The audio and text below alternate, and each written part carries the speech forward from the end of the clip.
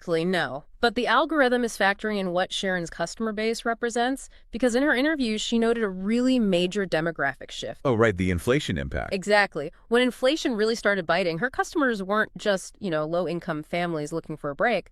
She started seeing people from seemingly well-to-do financial backgrounds flocking to these bins. Yeah, I noticed that in the notes. She said people you'd assume are upper middle class are just walking through those doors because they're secretly living paycheck to paycheck. And that right there is the blinking red indicator for the broader market.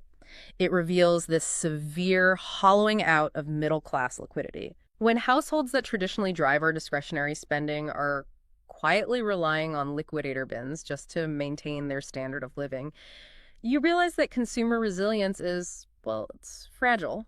The broader market has been pricing in that resilience as a permanent fixture, but it's actually a mirage built on credit and depleted savings. Wow. Okay, so if that is the silent squeeze on the consumer's wallet, the sources point to an equally aggressive squeeze happening to their daily habits. Yeah, the health side of things. Right. Let's look at the source material on Olipop, the functional beverage company founded by Ben Goodwin. They recently hit over $500 million in profitable revenue. Which is staggering for a startup beverage brand. It really is. And, they accomplished that by exploiting a massive generational health vacuum because the USDA recommends 28 grams of fiber a day, but 90% of Americans are missing that mark completely.